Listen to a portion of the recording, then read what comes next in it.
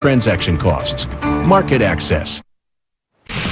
Well, folks, Wall Street calls them the meme stocks, and they were beating a hasty retreat early this morning. And I got to be honest with you, many in the financial media were loving it. In fact, I hope one day to find as much joy in anything as some of the financial media found when those AMC shares started to turn down. Those smiles were priceless. Well, as it turns out, AMC's management did sell those 11.5 million shares. And once the street found out, once the investors found out they've raised $587 million, guess what happened with the stock? It started to turn higher. But one thing is lingering, and that is a statement, part of the statement from the AMC CEO, and it's this line: under the circumstances, we caution you against investing in our Class A common stock unless you are prepared to incur the risk of losing all or a substantial portion of your investment. Now, of course, none of this news is news per se, but for anyone that was looking maybe to ring the register, it provided the perfect cover. So what will the Apes do now? Joining me now is the host of Trey's Trades on YouTube, Trey Collins. Trey, obviously you've been a strong advocate for what I call the Reddit investor revolution, and you know the move in AMC. You always say it wasn't about near-term fundamentals. In the financial media, they still don't get it. They compare it to, look at the market cap versus this company and that company. Tell the world, tell the financial media what this has always been about. What is this movement about?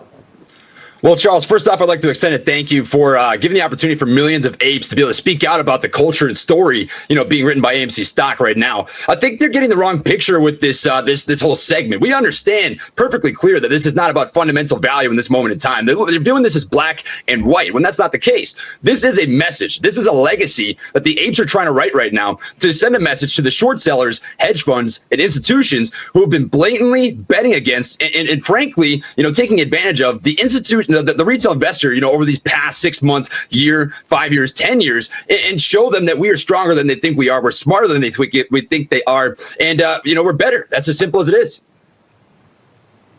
And now, of course, you're going to have a second interview with AMC CEO Adam Aron tonight.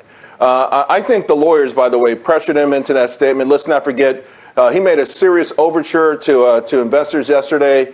I'm pretty sure someone called him up and said, listen, you're going to have to come out with something.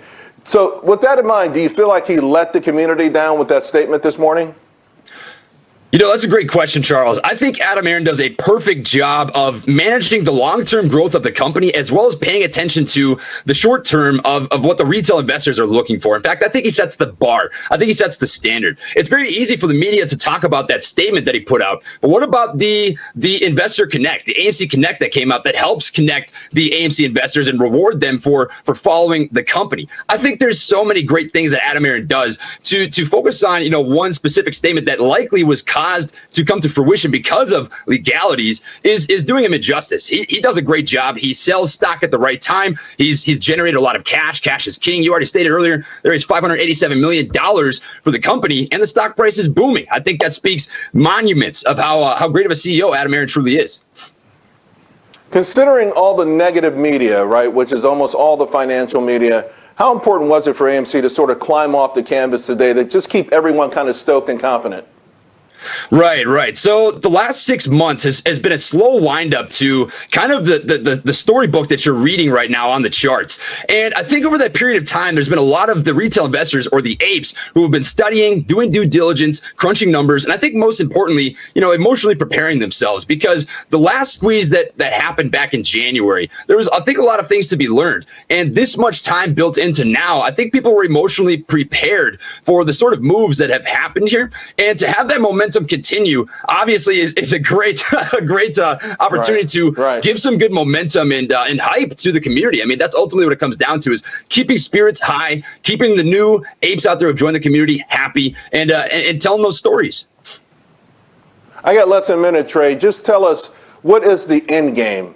So the end game for this, Charles, the end game for this is pretty simple. We want to send a message to the short sellers that says, look, we are the dumb money and we are proud of it. We are here to show that when people do their research and their due diligence, they can make money. They can call us dumb money all day long, and we'll endear that term, because people have their own reasons, their own whys, whether it's for the long-term investments of the company, the short-term, which is I think the majority of people, they have stories that they want to be understood and told. And I think that's ultimately what this comes down to, is coming together for a good cause, and showing the world that, look, the apes are here to stay. They're not going anywhere. There's bulls, there's bears, and now there's apes. Simple as it gets.